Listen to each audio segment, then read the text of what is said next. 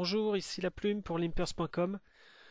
Aujourd'hui, donc une vidéo de type théorique sous forme de diapo. On va traiter le sujet améliorer son poker, les outils de la performance.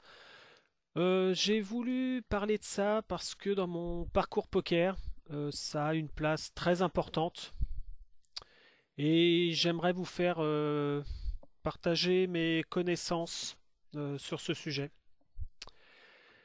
Donc on va tout de suite commencer par se poser la question pourquoi faire cette démarche? Oui, parce qu'on pourrait se demander pourquoi vouloir améliorer son poker? Pourquoi ne pas se contenter du niveau qu'on a? Euh, Pourquoi ne pas tout simplement, on pourrait ne pas avoir envie d'améliorer son poker et juste se contenter de jouer aussi? Tout est possible.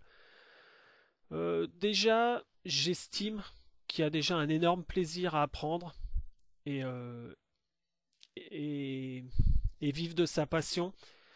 Euh, C'est-à-dire que de jouer, ça va nous apporter du plaisir, mais même apprendre, c'est une démarche intellectuelle assez plaisante euh, qui va nous permettre de découvrir un autre aspect du jeu que seulement le fait de jouer.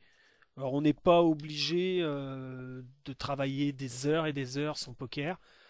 Euh, on n'est pas obligé de faire beaucoup plus de travail de son poker que de jeu. Mais je pense que c'est important d'en faire un petit peu à côté. Ça permet de découvrir pas mal de choses. Qu'on soit motivé pour progresser ou pas, de toute façon. Après, on pourrait aussi se demander et se dire ok, mais moi j'ai déjà un très bon niveau poker. C'est pas seulement que j'ai pas envie d'apprendre, c'est que là j'ai déjà beaucoup travaillé mon poker et que maintenant je me suis installé à des limites qui me conviennent et j'ai plus trop le temps de travailler mon poker, ça m'intéresse plus, je veux surtout jouer. J'aimerais quand même vous mettre en alerte sur le fait que le niveau global augmente sans cesse. Euh, si on fait partie des très bons joueurs ou des meilleurs joueurs, si on veut le rester, il faut continuer à travailler son poker. Euh, à partir du moment où on va arrêter cette démarche, on va descendre de niveau et se retrouver dans le niveau moyen, voire en dessous du niveau moyen si vraiment on ne travaille pas. Et il suffit de regarder un peu ce qui se passe, même dans le poker aujourd'hui, de voir ces anciens grands joueurs qui ne le sont plus, se demander pourquoi est-ce qu'ils étaient très bons avant et pas maintenant. Euh, Même dans des nouvelles générations, des joueurs qui étaient bons et qui ne le sont plus. Euh, c'est énormément parce ils ont arrêté de travailler leur poker. Soit ils l'avaient travaillé avant, et ils ont atteint un bon niveau et ils se sont arrêtés. Soit ils étaient tout simplement très doués, ils n'ont pas travaillé leur poker, ils se sont contentés du fait qu'ils soient doués pour comprendre les choses plus vite que les autres. Mais il y a un moment donné où tout le monde rattrape ce niveau des meilleurs et que si on ne travaille pas, ben on redevient quelqu'un de beaucoup moins fort. Une autre chose, entre le niveau qui augmente, ok, mais il y a aussi le poker qui évolue. C'est-à-dire que les techniques euh, changent et ne sont plus les mêmes. Je vais prendre un exemple simple du 3-bet. Euh, le 3-bet apparaît au niveau des techniques à un moment donné dans l'histoire du poker et tout le monde se met à faire le 3-bet et puis arrive le 4-bet. Et ben ceux qui n'améliorent pas leur poker vont pas comprendre ce qui se passe avec le 4-bet et vont être en retard par rapport à tout le monde. Les meilleurs joueurs vont passer au 5-bet, ok, eux ils en sont déjà là, mais derrière il faut absolument que les meilleurs joueurs derrière progressent et comprennent le 3-bet, le 4-bet. Et quelqu'un qui était très fort avant l'apparition du 3-bet va se retrouver complètement dépassé par ce 3-bet, par ce 4-bet, par ce 5-bet, par ce qui est en train de se passer, par ces nouvelles techniques qui arrivent. Là, c'est juste ces techniques-là, mais il va y avoir beaucoup de techniques post-flop aussi qui vont se faire, qui ne se faisaient pas, qui reviennent. Le poker évolue sans cesse. Si vous vous contentez de ce que vous avez à un moment donné, vous allez vous retrouver complètement dépassé. Euh, et donc c'est important pour ça de continuer à essayer d'améliorer votre poker. Ensuite, il faut se donner les moyens. Alors qu'est-ce que ça veut dire se donner les moyens d'améliorer son poker? Ça veut dire déjà en premier qu'il va falloir arrêter de se mentir sur le travail réellement qu'on fournit au niveau de notre poker. Beaucoup de joueurs, quand on va discuter, vont répondre à la question tu travailles ton poker? Oui, je le travaille. Et puis si on creuse un peu plus profond sur leur travail, on va se rendre compte que c'est quoi leur travail? J'analyse mes hands historiques que j'ai joué, je fais une petite review de session, et puis ça va pas bien plus vite, ou je regarde une petite vidéo à droite à gauche. C'est pas beaucoup plus que ça. J'ai lu un petit livre. Bon, pourquoi pas. Mais c'est pas ça, travailler son poker. Ça, c'est très superflu. Ça fait partie des techniques pour travailler son poker, mais il y en a plein d'autres et ça va pas suffire. Donc déjà, il faut se regarder dans une glace et se dire, est-ce que réellement moi, je travaille mon poker en ce moment? Est-ce que ça suffit ce que je suis en train de faire? Est-ce que réellement, c'est pas un peu bidon tout ce que je suis en train de faire et que ça sert pas à grand chose? Est-ce qu'il faut que je me mette un coup de pied aux fesses et que je passe à l'étape supérieure ou pas? Posez-vous vraiment la question. Deuxièmement, pour pouvoir travailler son poker, il va falloir se dégager un espace-temps réservé à ça et le faire en amont. À partir du moment où vous allez être dans votre phase je joue, ça va être difficile de s'en sortir pour trouver un moment pour pouvoir travailler son poker. Essayez de le prévoir à l'avance. Euh, Vous savez à peu près dans la semaine le temps que vous pouvez allouer pour jouer au poker. Chacun son temps. Il y en a qui vont pouvoir jouer beaucoup, d'autres moins. Essayez de vous dégager un petit pourcentage de ce temps-là à l'avance pour travailler votre poker. Prévoyez-le. Tiens, tel jour, je sais qu'ici je vais être libre, je vais pouvoir travailler mon poker. Ou à chaque jour, à tel moment, je vais pouvoir intégrer un petit travail de mon poker à ce moment-là. Prévoyez à l'avance un créneau pour travailler votre poker. Si vous ne le prévoyez pas, ça sera beaucoup plus dur de vous dégager un espace-temps pour ça. Ensuite, il va falloir varier vos méthodes. C'est ce que je disais tout à l'heure. Qu'est-ce que tu fais pour travailler ton poker? Je review des mains. C'est très très bien de faire des reviews des mains. Je vais en parler après. C'est important, mais ça suffit pas. Il va falloir faire énormément de choses différentes. Pourquoi? Pour surprendre, déjà, pour surprendre votre cerveau, votre esprit. Si on rentre dans une routine, il y a un moment donné, il va avoir beaucoup plus de mal à apprendre.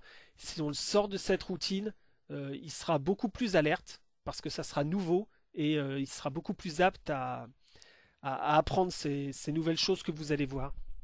Euh, pour vous aussi, pour la lassitude, si vous faites tout le temps la même chose, votre esprit se lasse, mais vous-même vous vous lassez et vous allez moins le faire.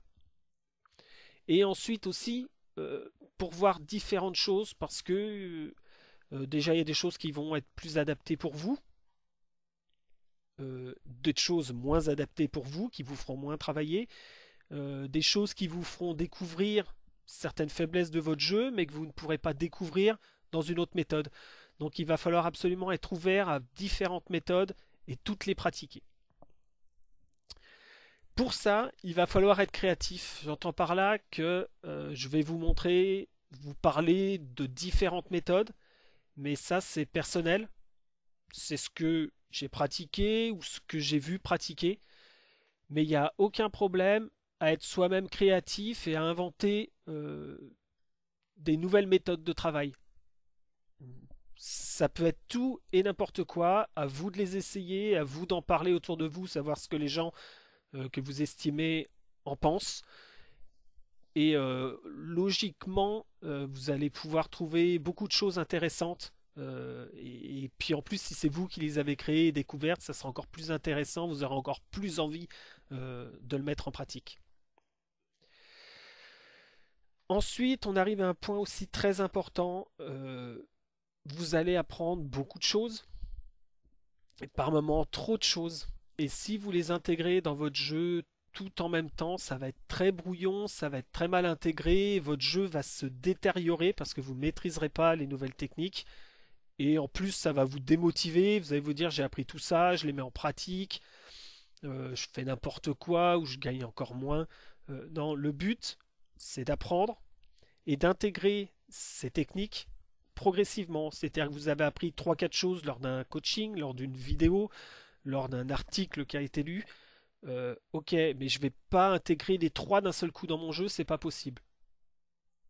Vous vous lancez une session et vous vous concentrez sur une chose que vous avez appris. Et vous essayez durant toute cette session d'être nickel avec ce que vous avez appris pour bien l'intégrer. Vous faites ça une ou deux fois et vous n'allez plus trop avoir besoin d'y penser, elle va commencer à être intégrée et vous rajoutez une nouvelle technique. Mais surtout faites attention à pas commencer, surtout quand on joue trois quatre tables. Tiens, j'ai appris les ranges de 3 bêtes à bien les adapter, donc je le fais. Puis j'ai appris les spots de 3 barrel bluff. Et puis j'ai aussi vu toutes mes mains avec lesquelles je pouvais check raise, turn. Et vous allez jouer plusieurs coups en même temps, plus savoir où vous vous retrouvez parce que ce sont des nouvelles techniques que vous maîtrisez pas et ça va devenir n'importe quoi. Donc c'est très important de les intégrer progressivement dans votre jeu. Donc on va commencer par où acquérir les bases techniques. Donc la première méthode et les plus simples euh, vont être dans les vidéos.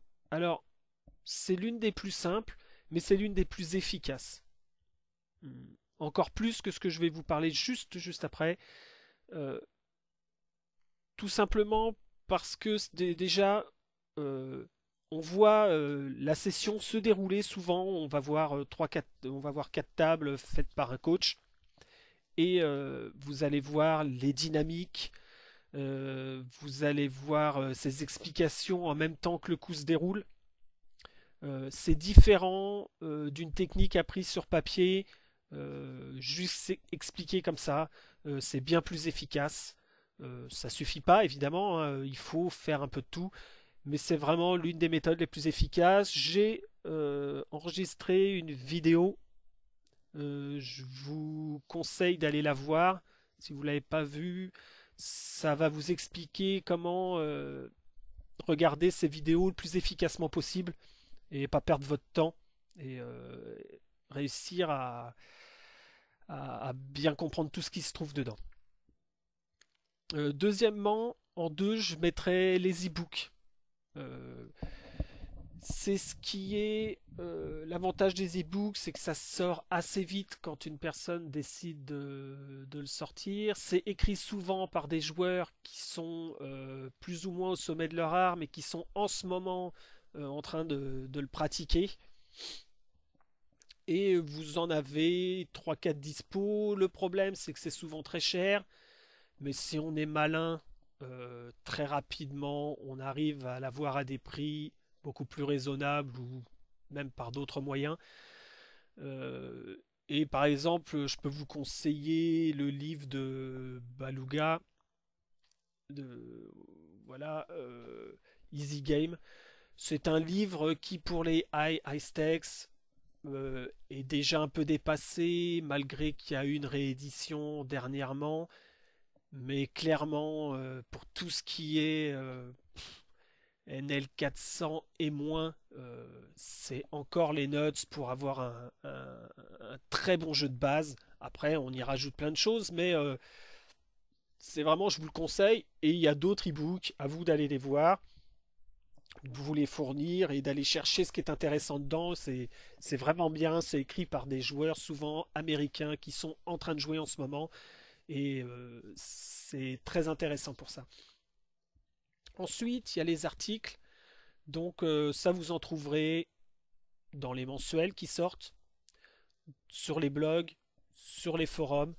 Euh, Attention, il y a des articles très intéressants, des articles beaucoup moins. Euh, Prenez pas tout au premier degré comme ça. Allez les lire, échanger avec les personnes que vous connaissez autour de vous, savoir un peu ce qu'ils en pensent aussi. Il y a des très bons articles, mais il y en a des moins bons. Euh, voilà, c'est intéressant, mais ne croyez pas tout ce que vous lisez sur les blogs, les forums et les mensuels aussi, hein, c'est pas tout le temps très bon. Et ensuite, les livres. Vous allez trouver quelques livres intéressants. Ce que je reproche aux livres, c'est la durée entre la préparation du livre, la sortie ensuite du livre. C'est assez long déjà. Euh, donc il y a déjà pas mal de temps pour que ça sorte. Et ensuite, il y a beaucoup de livres qui sont écrits, je trouve, par des joueurs qui sont plus ou moins déjà un peu dépassés par ce qui se passe. Mais bon, c'est toujours bon à lire. Mais comme les articles, faites attention à ce que vous lisez. Il faut en parler, pas tout prendre comme ça au premier degré. Maintenant, il y a encore pas mal de livres qui sont intéressants, notamment sur les tournois. Sur le cash game, c'est beaucoup plus dur de trouver des livres de qualité, malheureusement. Donc, on va commencer à rentrer pas directement dans ce qu'on peut faire pour améliorer son poker. Et comme je l'ai dit juste avant, l'une des méthodes les plus courantes est la review des mains jouées. Maintenant, cette review, on va pouvoir la faire juste après la session, juste avant la prochaine, ou à un moment de libre. Moi, mon conseil, il est clairement avant la prochaine session, parce que ça va vous servir à plusieurs choses. Un, ça va vous servir d'échauffement mental. Au lieu de démarrer une session directement, j'ouvre mon ordinateur, mes quatre tables et je joue. Je suis pas vraiment chaud dans ma réflexion poker, mais je commence à jouer. Le fait d'étudier les mains de la dernière session, ça va vous permettre de rentrer dans un échauffement mental très intéressant. En plus de ça, si vous remarquez quelques défauts que vous avez eu dans la dernière session, ils seront immédiatement présents dans cette nouvelle session. Et vous êtes en plus au niveau du mental beaucoup plus libre pour analyser les mains. J'entends par là qu'après une session, déjà vous allez être fatigué. Deux, vous pouvez être dans un état d'esprit mauvais, c'est-à-dire soit vous êtes trop joyeux, vous venez de gagner beaucoup, et donc vous n'êtes pas forcément lucide sur ce qui se passe, soit vous venez de perdre beaucoup et vous êtes plus ou moins énervé, et donc pour analyser ce qui s'est passé, c'est encore plus dur. Donc c'est pas vraiment un moment idéal après la session pour revoir les mains. C'est vrai qu'on se souvient de l'historique. L'historique est très présent, ce qui est important quand même pour analyser les mains, mais c'est beaucoup trop gâché par la fatigue et l'humeur dans laquelle vous êtes. Troisièmement, j'ai mis que vous pouviez aussi le faire à un moment de libre. Il n'y a pas de souci, je conseille ce moment de libre de plus faire une review de la semaine ou du mois euh, des mains qu'on a jouées. On a un moment de libre, autant revoir un peu plus large et un peu plus de mains. Euh, voilà, c'est le moment le mieux pour faire ça. Ensuite, qu'est-ce qu'on va revoir? On va revoir les mains gagnantes, les grosses mains gagnantes de la session, les grosses mains perdantes et votre sélection de mains. Une sélection de mains, c'est, je vais vous le montrer juste après, Vous jouez, vous n'avez pas forcément un pot qui va être énorme. Euh, et donc vous allez avoir du mal à le retrouver après dans vos mains. Et ça peut concerner des nouvelles acquisitions. Pourquoi pas un continuation bet tout simple. Vous faites un continuation bet et la main se déroule et vous vous demandez si c'était bien le moment de le faire sur ce type de board à ce moment-là. Hop, vous la cochez, ça va vous permettre de la retrouver facilement. Pourquoi pas un 3 bêtes, il est passé, mais finalement vous dites est-ce que c'était une bonne main à 3 bêtes contre ce profil-là? Hop, je la coche et je pourrais retrouver assez facilement cette main ou moins fold que vous faites à la turn. Le pot est pas très très gros, vous décidez de fold, mais vous vous demandez si c'est un bon fold. Hop, vous cochez votre main et vous allez pouvoir les retrouver. Ce qui va vous permettre après, donc, d'utiliser vos propres capacités. J'entends par là que c'est pas parce que vous avez mal joué votre main pendant la session que vous n'êtes pas capable, après la session, de voir si elle était bien jouée ou pas. À partir du moment où on revoit ses mains, qu'on est cool, qu'on n'a pas de pression, euh, c'est beaucoup plus facile d'être lucide et de voir ce qui s'est passé et de pouvoir en tirer des conclusions. Vous allez aussi vous servir de PokerStove, qui est un très bon outil. Je vais vous montrer pour calculer votre équité par rapport à la range adverse et savoir si votre move était bon, si votre call était bon. Et ensuite, toutes les mains dont vous n'avez pas réussi à savoir réellement si vous l'avez bien joué ou pas, que vous avez encore des doutes, postez-les sur les forums. Euh, Beaucoup de joueurs vont vous répondre et ça va vous permettre un peu d'échanger. Donc, vous les postez sur les forums ou vous échangez directement avec vos amis qui sont autour de vous et qui jouent au poker. Euh, voilà.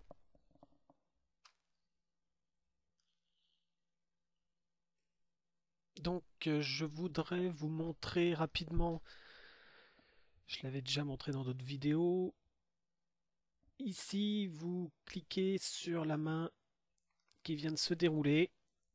Vous l'avez ici. Vous cochez en haut à gauche. Et cette main-là, vous pourrez euh, très rapidement la retrouver dans votre tracker. Donc c'est important de faire ça et c'est surtout très pratique. Donc il n'y a pas de raison de s'en priver. Au niveau du tracker, si on prend voilà la session que j'ai fait hier pour la vidéo, vous pouvez ici classer toutes vos mains les plus grosses gagnées. Ici, celle perdue. Hum, À vous de cliquer. Vous avez la fenêtre qui s'ouvre et vous regardez votre main le plus légitimement possible et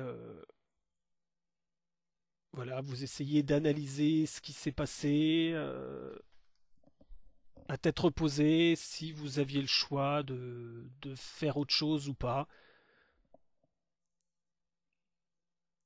Voilà. Et vous avez la main adverse. Donc vous avez le choix ici, soit de les montrer tout de suite, soit de cacher les cartes connues, ce qui permet aussi de ne pas être trop résultat orienté. Des fois on ne se souvient plus, ou de pouvoir discuter avec quelqu'un sans qu'il voie les cartes d'un coup qui s'est passé. Et si on prend ici à la turn, ici vous avez les pot odds qui vont vous servir aussi à calculer combien vous avez besoin d'équité pour pouvoir payer quand les personnes sont all-in ou par rapport à leur range de main, savoir si ça vaut le coup de payer ou pas. Donc voilà. Et ici, c'est ce qu'on vient de regarder juste avant. Only show market hand. Et ici, voilà, vous avez la main que vous avez cochée. dans votre session ou les mains que vous avez cochées dans vos sessions, vous pourrez retrouver très facilement.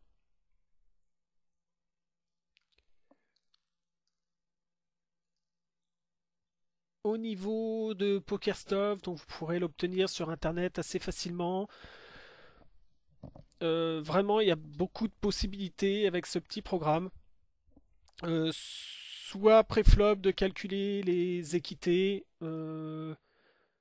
contre une main. Je ne sais pas si vous avez As-Roi. Ok, que vous voulez calculer l'équité contre une main très forte adverse. Et vous voulez voir à peu près combien ça fait, vous évaluez les équités qui sont marquées ici, ce qui vous permettra de voir, ou alors par rapport à un board, vous pouvez rentrer les cartes du board et calculer l'équité au flop. J'ai dû mettre des cartes en commun.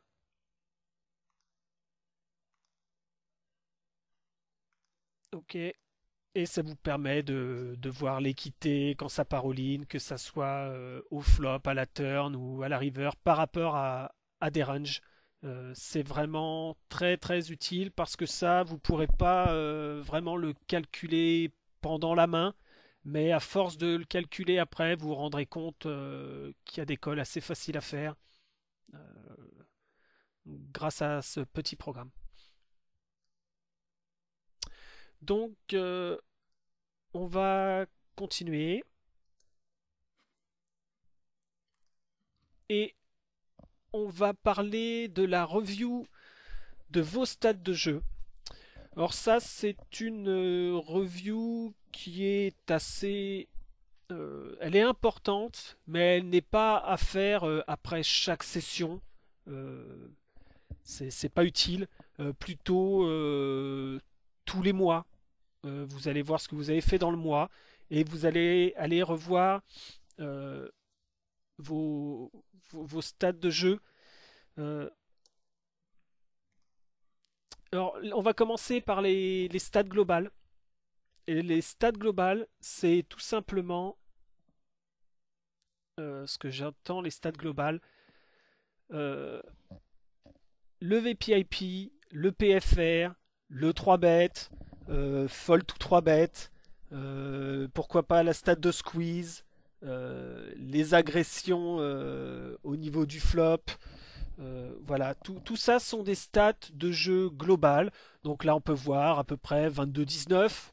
Donc globalement, on se dit que c'est à peu près correct par rapport à ce que j'essaye de jouer. Le 3-bet est à 10%, je suis un peu au-dessus de la moyenne, c'est une session un peu plus agressive.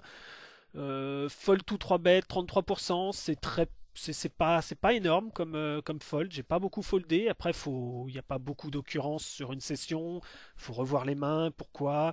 Au niveau du squeeze, il n'y a pas eu trop de squeeze. Mais c'est pour ça que là, c'est une session et c'est pour ça que c'est plus intéressant sur le mois. Euh, Vous allez surtout voir des choses qui peuvent vous choquer par rapport à ce que vous avez lu au niveau des forums et des stats que les bons joueurs ont tendance à avoir. Par contre, vous ne pourrez pas en tirer de conséquences trop hâtives, tout simplement parce que ici, si je suis 22-18, 22-19 et que ça semble correct, ok. Si j'avais joué 40-12, on pourrait clairement dire il y a quelque chose qui va pas. Si je 3-bet 1%, vous pouvez vous dire ok, je 3-bet pas assez. Si je 3-bet 20-30%, oula, on 3-bet beaucoup trop par rapport à ce qu'il faudrait.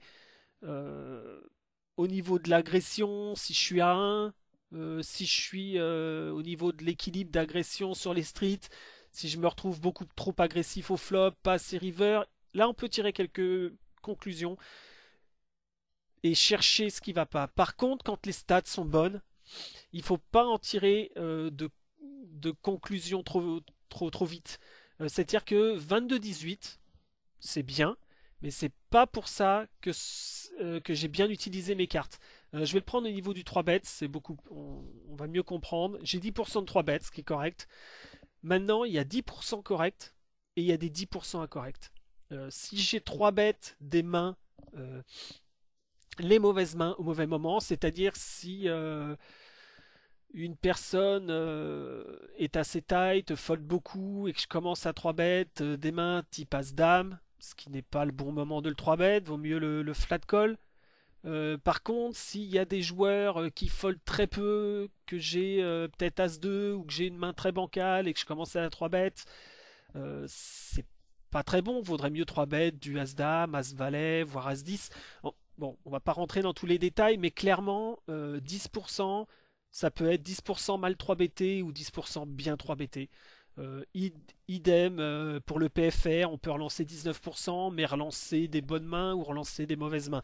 Donc, si les stats sont mauvaises, ok, on va chercher, on sait qu'elles sont mauvaises, on va pouvoir travailler dessus. Si les stats sont bonnes, ça ne veut pas dire que c'est définitif et que c'est sûr que là, j'ai rien à régler.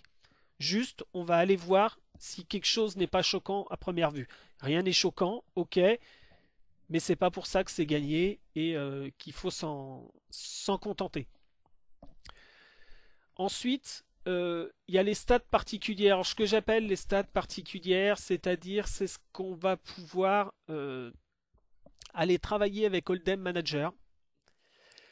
Au niveau de la façon dont vous allez jouer, par exemple, vos pocket pairs. Vous voulez voir comment vous jouez vos pocket pairs. Donc ici, vous allez. C'est pour ça que là, ça devient intéressant de le faire sur un mois, voire 2 mois, voire 6 mois, voire sur l'année qui s'est terminée. Et il faut vraiment beaucoup, beaucoup d'occurrences pour que ça soit intéressant. Donc on va prendre les pocket pairs.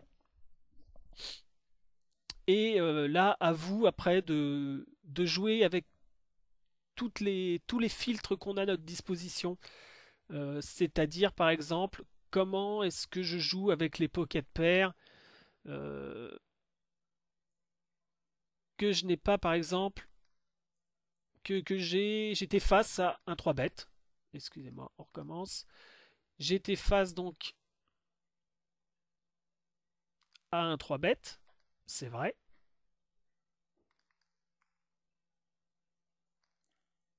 Save. Donc, comment est-ce que j'ai joué mais donc là, j'en ai que 3, il n'y a qu'une session, c'est pas révélateur.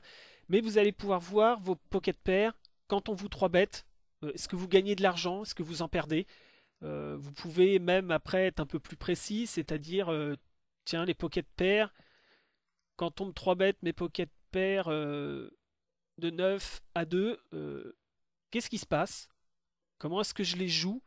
Est-ce que je perds de l'argent? Est-ce que je gagne? Et vous allez donc pouvoir voir ce qui s'est passé.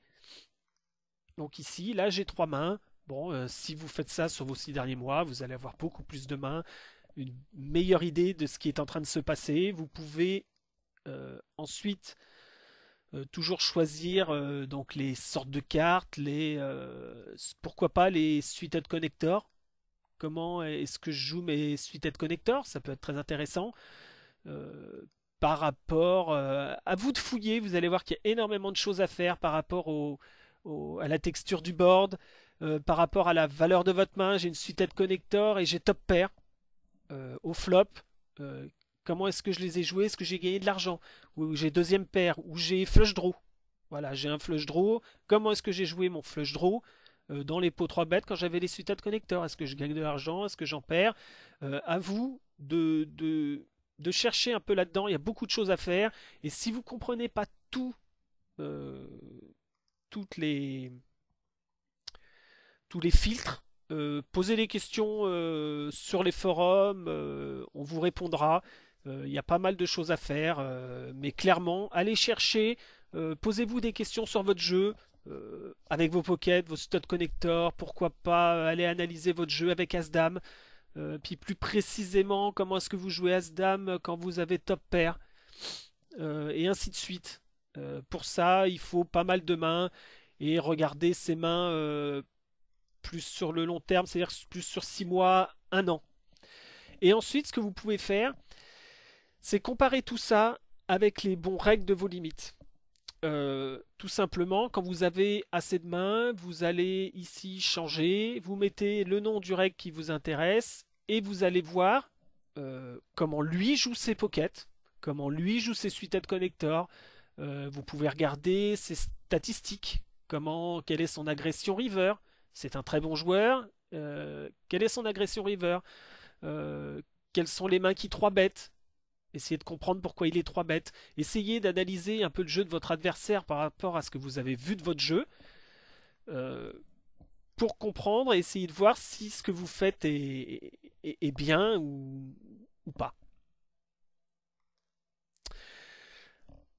Ensuite, après avoir fait ça, ce qui est un travail assez standard entre le review de main, entre l'analyse de ces statistiques, l'analyse de ces mains, un peu plus précis dans le Dem Manager, on rentre dans des choses un peu moins courantes, qui va être ici euh, le travail sur vos propres vidéos. Vous jouez une session, vous la filmez, sans commentaire. Dans un premier temps, vous pouvez très bien ne pas la commenter. Vous filmez les coups, ou vous la commentez après. Alors la différence va être que si vous la commentez pas, c'est pas très grave, hein. Concentrez-vous sur votre session, vous allez pouvoir regarder après et analyser vos coups. Vous pouvez la commenter, l'écouter a posteriori, ça va vous permettre d'écouter à tête reposée l'analyse que vous avez fait en live. Vous allez pouvoir avoir un œil extérieur de la réflexion que vous vous êtes fait quand vous aviez 15 secondes ou 20 secondes de réflexion que vous auriez pu oublier. Je ne sais pas si vous regardez la vidéo 24 heures, 48 heures ou une semaine après. C'est intéressant de réécouter, de se dire ah mais j'ai pensé ça, j'ai dit ça à ce moment-là, c'est quand même bizarre comme analyse. Et puis, ça va vous permettre de voir peut-être que vous étiez en train de jouer un autre coup en haut à droite, alors que là, vous analysiez le coup en bas à gauche, et que la réflexion a été stoppée, que vous êtes revenu, et que vous reprenez votre réflexion à l'envers. C'est une idée, hein, euh, où vous allez pouvoir voir d'autres choses. Il y a pas mal de petites choses à voir. L'avantage de ça, comme je viens de le dire, c'est de pouvoir faire une analyse à froid. Non seulement pas parasité par la pression, par la fatigue, euh, par le fait qu'il y ait 4 coups à jouer en même temps, ou 6 tables, ou plus. Et ça va vous permettre d'approfondir un peu plus cette réflexion. Là, vous aviez 10-15 secondes pour réfléchir. Là, vous allez pouvoir tranquillement analyser ce qui est en train de se passer avec un peu plus de réflexion, ce qui vous fera peut-être gagner du temps pour la prochaine fois. Ce qui peut vous être très utile aussi quand vous regardez vos propres vidéos, ce que vous ne pouvez pas voir avec une revue de main, c'est les timing tells. C'est-à-dire que vous êtes pris dans vos réflexions de main, voir est-ce que vous avez snap call à un moment donné, un draw, une top pair, on vous raise et vous voyez 3 secondes de réflexion, boum, vous avez collé. Ça va vous permettre de voir vos timing tells s'il n'y a pas des choses que certains règles pourraient utiliser contre vous. Ça va vous permettre de voir si vous avez bien utilisé votre temps de réflexion sur des coups importants. Est-ce que vous n'avez pas été trop vite? Tout simplement parce que des fois, vous pourriez être énervé, ce qui m'en fait venir à la 5e réflexion. Regardez l'évolution de votre jeu par rapport à l'humeur de votre session. Vous venez de perdre 3 coups, vous commencez pourquoi pas à être énervé, et peut-être que vos réflexions, vous analysez plus trop ce qui est en train de se passer. Vous avez top pair, on vous raise, j'ai top pair, point barre, je colle. Hop, j'étais énervé, et je commence à mal jouer. Vous allez pouvoir voir tout ça. Ou alors, je viens de gagner un gros coup, et derrière, on me raise, j'ai top pair et j'insta-fold. De peur de reperdre peut-être ce que je viens de gagner. J'oublie quand même que je suis toujours dans un autre coup, qu'il faut prendre le temps de la réflexion et que chaque coup doit être détaché les uns des autres. Je vous donne des exemples, mais il y a plein de choses à voir comme ça que vous allez pouvoir vous rendre compte en regardant vos vidéos. C'est quelque chose de pas commun. Je suis pas sûr qu'il y ait vraiment beaucoup de monde qui fasse ça, et c'est pourtant quelque chose qui vous apporte un regard nouveau, un regard extérieur sur votre propre jeu. Ensuite, ça vous permet aussi, euh, par rapport à l'analyse d'une main seule, dans une review de session, de rester dans la dynamique de la session. Justement, de voir que vous êtes en train de jouer deux coups en même temps, de voir que tel joueur vient de vous 3 bêtes 3 fois en 2 tours, de voir que tel joueur vient de perdre un gros pot. Et donc ça vous permet de rester bien dans la dynamique de la session, de comprendre ce qui se passe et pourquoi pas de voir ce que vous avez manqué. Pourquoi pas un gros coup qui vient de se passer, le joueur vient de le perdre, et d'un seul coup derrière il fait un move un peu débile, vous foldez, alors que si vous aviez été attentif, il y avait peut-être quelque chose à voir avec un tilt et que vous n'avez pas été bien attentif. C'est une idée, hein, mais il y en a vraiment 50 autres. À vous de rechercher ce que vous pouvez voir sur vos vidéos. Ensuite, on en arrive à un point un peu plus compliqué, un peu plus long, mais vraiment très important.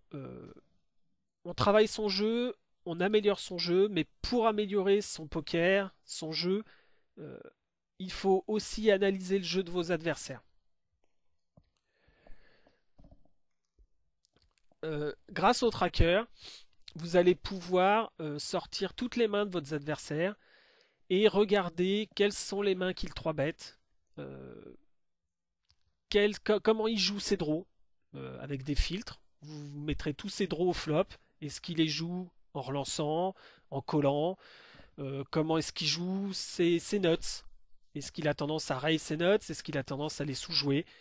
Il y a vraiment beaucoup de choses à voir grâce au tracker sur le jeu de votre adversaire. Important. Petite chose, n'analysez pas le jeu d'un joueur récréatif qui vient jouer 300 mains par mois. Il n'y a pas d'intérêt, vous allez perdre beaucoup plus de temps que ce que vous allez en gagner. Vraiment, l'analyse du jeu de vos adversaires, c'est sur les plus gros réguliers de votre room, ceux que vous allez avoir le plus souvent à vos tables. Donc là, vous allez dégager un edge énorme par rapport à eux s'ils n'utilisent pas cette analyse. Ensuite, il va falloir non seulement tirer des conséquences du jeu de votre adversaire, mais trouver l'adaptation. C'est-à-dire que si ce joueur-là 3-bet certaines mains, ou bon je reprends, ou joue les draws d'une certaine manière, ou à des on va dire des sizing tails, il bet petit, des petits jeux, des gros jeux, bon peu importe. Il va falloir trouver en conséquence l'adaptation à apporter. Donc prenez votre temps, analysez le jeu de votre adversaire, prenez des notes sur de la manière dont vous allez jouer en conséquence, et là vous allez vous rendre compte que votre poker va complètement changer. On n'est plus dans le travail de son poker, de son jeu, mais on est réellement dans l'adaptation contre les adversaires qu'on a le plus souvent aux tables. Et ça, c'est un edge énorme qu'on va avoir sur les adversaires. Pourquoi un edge par rapport à eux? Parce qu'il n'y a pas énormément de joueurs qui le font. Voilà. Beaucoup de joueurs travaillent leur jeu, essayent de progresser, mais de là à vraiment aller fouiller pendant une petite heure, tiens, cette semaine, je vais réserver une petite heure pour l'analyse du jeu de cet adversaire. Ben, il n'y en a pas beaucoup qui font ça. Vous, faites-le, analysez le jeu de votre adversaire, prenez des notes, trouvez l'adaptation en conséquence, et ça va vraiment tout changer au niveau de votre edge. Ensuite, ce que ça va vous permettre aussi de faire, c'est sur les meilleurs joueurs, donc les meilleurs réguliers que vous rencontrez, quand vous allez analyser leur jeu, vous pouvez très bien trouver des choses qu'ils font, des particularités qu'ils ont dans leur jeu. Vous savez que ce sont de très bons joueurs. Et ben, c'est intéressant aussi de copier, de se dire tiens, il joue ce type de main comme ça, c'est plutôt une bonne idée, ça m'était pas venu à l'idée, je vais pouvoir l'intégrer à mon jeu. On va aller voler en fait les meilleurs coups de nos adversaires qu'on n'aura peut-être pas vu parce qu'on peut pas analyser tout en live. Tranquillement sur le tracker, on va chercher toutes ces infos et s'il y a des techniques intéressantes, des adaptations que lui fait, et ben on va essayer de les copier.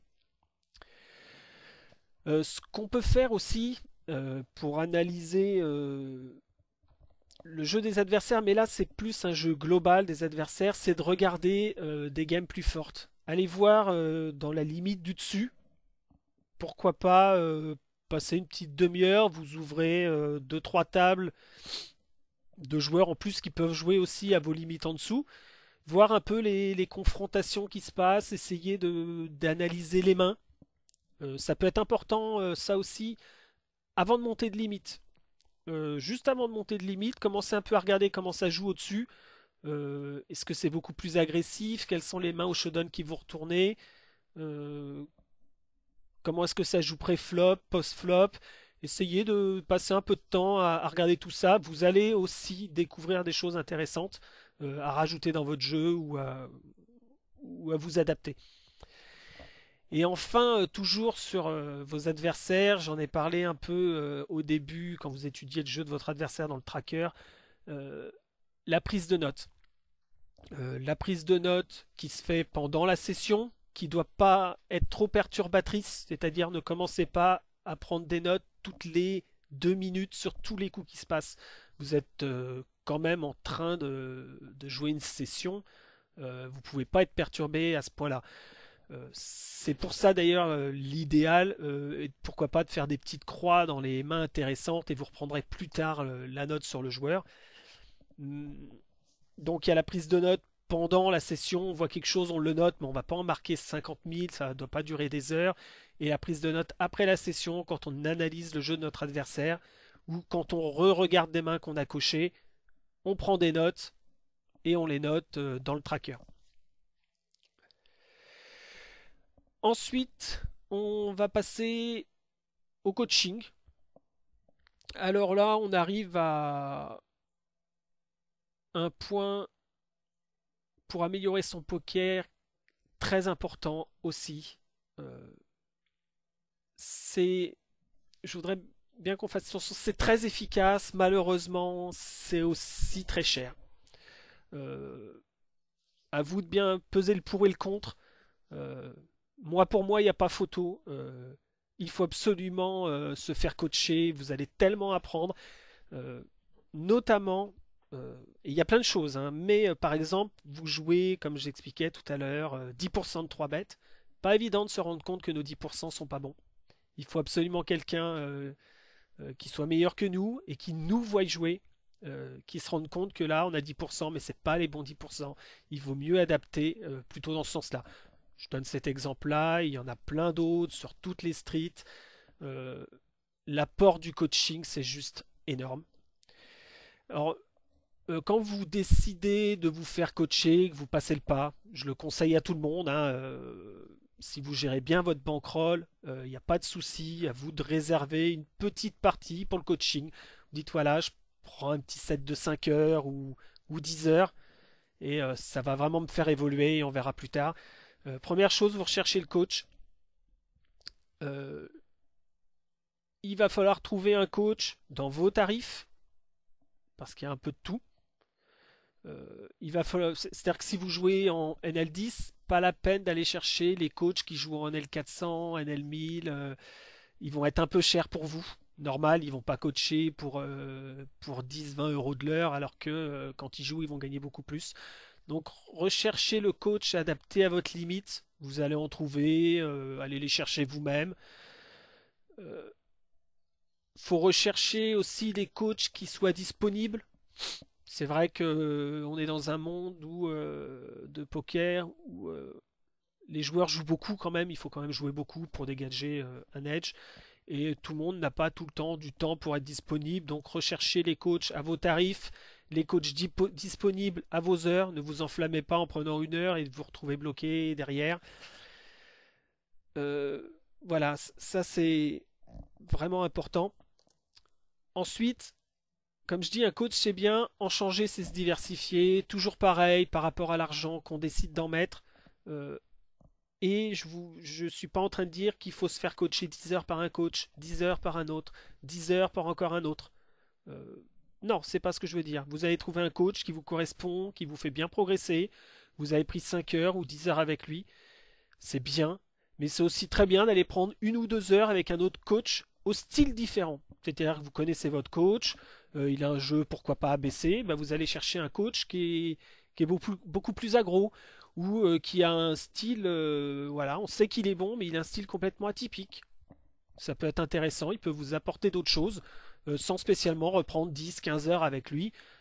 Prendre 1 ou 2 heures déjà, ça peut vous apporter des indications intéressantes sur votre jeu. C'est des choses à faire, ça coûte de l'argent, mais je crois que je connais pas une seule personne qui s'est fait coacher et qui regrette derrière. Et une autre chose, coacher. Voilà, à n'importe quelle limite où vous êtes, c'est intéressant d'aller coacher des joueurs aux limites inférieures. Pourquoi? Parce que le fait de coacher, ça vous fait travailler et ça vous fait prendre conscience euh, des défauts que vous avez dans votre jeu. Euh, Grâce au fait que quand vous allez coacher quelqu'un d'une limite inférieure, vous allez souvent repartir des bases, lui réinculquer les bases, regarder si tout va bien à ce niveau-là, lui dire que là ça va pas.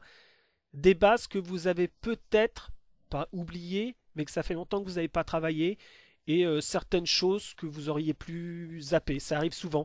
On connaît les bases, on n'y pense plus trop, et il y a des petits défauts qu'on garde sans trop s'en rendre compte. Et finalement, quand on va repenser à ces bases, ça paraît évident, bah, ça nous fait repenser à notre jeu. Et on a tendance à faire un petit parallèle à notre jeu et à corriger notre jeu et à, on va dire, à recadrer notre jeu. Donc, coacher, c'est aussi une bonne expérience euh, et c'est aussi quelque chose qui va améliorer votre poker. Maintenant, on arrive à la dernière partie euh, de cette vidéo, la prise de risque. Je l'ai mis entre guillemets. J'aimerais pas que vous compreniez mal cette partie, que je sois responsable de brocage, voilà, ou de choses de ce style-là. Euh, c'est une façon aussi d'améliorer son poker. C'est une façon originale, moins originale, pas tant que ça. Beaucoup de joueurs le font. Et donc, il faut que ça soit fait. Maintenant, ça doit être absolument exceptionnel. Vous ne pouvez pas, sous prétexte de travailler votre poker, aller prendre des risques tout le temps. Ça doit être fait exceptionnellement. Elle doit être prise dans une période adéquate, c'est-à-dire que si vous vivez une mauvaise période, une période de bad run, c'est absolument pas le moment d'aller prendre des risques euh, pour vous améliorer votre poker. Au contraire, ça va être le moment, pourquoi pas, d'aller coacher quelqu'un et de reprendre les bases. Ça va être le moment de relire des articles, de regarder des vidéos qui reprennent les bases ou qui reprennent votre style de jeu. Mais surtout pas de rentrer dans une prise de risque. Ça doit être fait à un moment donné où tout va bien, où votre BR est très très bien. Euh, voilà. Euh, Elle doit être cadrée. J'entends par là il y a des choses à faire, vous allez voir. On part pas comme ça, hop, j'y vais, j'allume mon ordi et je fais ma petite prise de risque pour progresser. Non, prenez un stylo, un papier, mettez-vous des règles, mettez-vous des stop-loss, rappelez-vous des consignes, notez-les, prenez votre temps, c'est quand même une prise de risque, donc il faut pas faire n'importe quoi. Euh, et savoir bien pourquoi vous faites ça. C'est-à-dire, n'oubliez pas les raisons de cette démarche. La raison de la prise de risque, c'est pas pour aller gagner un peu plus d'argent à un moment donné. C'est pas pour aller prendre un kiff contre quelqu'un. C'est réellement pour améliorer votre jeu. Donc si ça commence à dégénérer, il n'y a aucune raison de continuer. Si vous êtes bien au courant de pourquoi vous faites ça, normalement il n'y a pas de souci. Alors, qu'est-ce que c'est que de prendre des risques? Ça va être par exemple de sortir de son jeu normal et soit dans votre limite habituelle, soit dans votre limite inférieure, d'exagérer, d'accentuer certaines particularités du jeu. Vous avez envie parce que vous êtes quelqu'un qui 3VT pas énormément, ou vous jouez pas super bien les pots 3 bêtes, vous post-flop, et bah pour ça, vous descendez, pourquoi pas, d'une ou deux limites, et vous rentrez au lieu de 3 BT, vos 4-5% habituels, vous mettez à 3 bêtes 10, 12, 13%. Et donc, et vous allez essayer de jouer tous ces pots 3 bêtes. Vous allez évidemment les cocher, les analyser après. Euh, voilà. Pourquoi pas augmenter énormément votre taux de 3 barrels. C'est-à-dire que vous gardez votre taux de 2 barrels habituel, mais cette fois-ci, vous cherchez vraiment, presque en exagérant, mais vraiment euh, ce 3 barrels. Essayez vraiment de trouver tous ces spots. Donc vous êtes descendu d'une ou deux limites, mais vous avez changé votre style de jeu et vous cherchez tous les spots possibles. Et là, je vous ai donné deux exemples, mais il y en a 50 exemples que vous pouvez changer dans votre jeu, des nouvelles choses que vous avez appris. Vous voulez les essayer, vous voulez les exagérer, allez-y, faites-le. Euh, N'oubliez pas les quatre choses que je vous ai dit avant. Il y a un moment donné, il va falloir arrêter. Si ça marche pas du tout, si vous commencez à perdre un peu de trop, on arrête. On a vu, on va réétudier les mains qu'on a fait. Ça nous a peut-être servi à quelque chose. On va essayer, ça peut être intéressant. Ce qui peut être bien aussi, c'est de jouer contre de meilleurs joueurs. Vous êtes un joueur d'une certaine limite, tout va bien, tout se passe bien, vous êtes dans une bonne période, bah vous pouvez pourquoi pas tout de suite monter de limite en vous donnant un stop loss, mais surtout dans l'idée d'aller affronter de meilleurs joueurs et voir un peu ce que ça fait là où est-ce que je vais me retrouver en difficulté. C'est souvent quand on perd, hein, je reprends un peu ce parallèle avec le sport, c'est dans la défaite qu'on apprend le plus. Quand on domine trop une limite, aller monter d'une ou deux limites pour aller affronter de meilleurs joueurs, pas longtemps, hein, le temps d'une session, euh, une session bien cadrée, vous allez progresser, être embêté par ces joueurs-là et vous rendre compte qu'il y a des choses qui vont pas dans votre jeu puisque vous étiez bien emmerdé contre eux, y compris en HU, en hit-ups. Vous pouvez très bien aller affronter un joueur, un meilleur joueur, une limite au-dessus, vous donnez un stop loss, vous savez que c'est EV-, qu'il est meilleur que vous, mais vous allez apprendre des choses. Et parfois, il faut payer un peu pour apprendre des choses.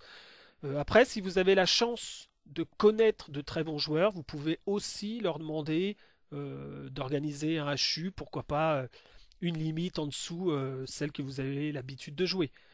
Si c'est quelqu'un que vous connaissez bien, que vous savez qu'il va pas spew ou faire n'importe quoi et qui fait ça pour vous, ou pour vous deux d'ailleurs, vous pouvez très bien rencontrer quelqu'un qui est à votre niveau et vous voulez faire un petit match pour essayer de vous pousser dans vos retranchements.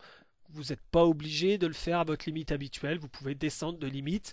Déjà, le fait de rencontrer un autre bon joueur, c'est pas spécialement EV+, mais vous allez travailler la qualité de votre jeu.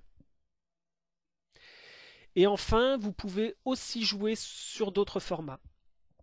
J'entends par là, ça peut être, vous jouez en 6 max, pourquoi pas passer en, en full ring, histoire de jouer contre des ranges beaucoup plus serrés. Ça va vous permettre, ou vous, pourquoi pas, de représenter des ranges beaucoup plus fortes. Si vous jouez UTG, bah UTG en full ring, ça va être différent, jouer beaucoup plus avec votre image. Pourquoi pas passer sous un format de heat-ups si vous êtes un joueur de 6 max. C'est aussi hyper intéressant de varier. Vous allez apprendre beaucoup plus l'agressivité, le jeu post-flop, les dynamiques bien différentes que vous pourrez retrouver en 6 max, mais que vous allez améliorer en HU. Vous pouvez très bien, pourquoi pas, passer jouer du MTT. Vous allez jouer un peu plus short stake, jouer le short stake, ça va vous permettre aussi de voir différentes choses, surtout de sortir votre esprit de la routine de votre style de jeu, pourquoi pas aller faire du sit and go, euh, plein de choses, pourquoi pas aller jouer du Omaha, essayer d'apprendre un peu le Omaha pour avoir quelques bases et d'aller le jouer, vous allez apprendre des choses, même par rapport à votre poker de base. Il y a beaucoup de choses, beaucoup de choses à apprendre. Et donc je vais terminer cette vidéo en vous rappelant l'idée de base de cette vidéo, c'est de vous donner des idées de travail, mais surtout de vous ouvrir, euh, créer, innover, faites il y a plein de choses à faire dont je n'ai pas parlé. Je ne peux pas parler de tout et j'ai pas non plus pensé à tout. Euh, Tout ce qu'il faut, c'est penser à travailler son poker et penser à être original, à varier ses entraînements. à- c'est, je reparle encore du sport, mais c'est ça. Si vous voulez progresser, il va falloir surprendre votre esprit, varier les entraînements, entraînez-vous. euh, voilà, ne restez pas ancré dans votre jeu et votre review de vos 10 mains, ce que font à peu près 95% des gens. Je joue, je review même un gagné, même un perdu, et basta. Essayez de faire quelque chose de différent de vos adversaires. C'est de là que vous arriverez à sortir un edge par rapport à eux. Voilà, j'espère que j'ai été bien clair dans tout ce que je vous ai expliqué. J'espère que ça vous fera progresser. Si vous avez des questions, je vous attends sur le forum, il n'y a pas de problème. Je vais vous souhaiter bonne chance aux tables et à très bientôt.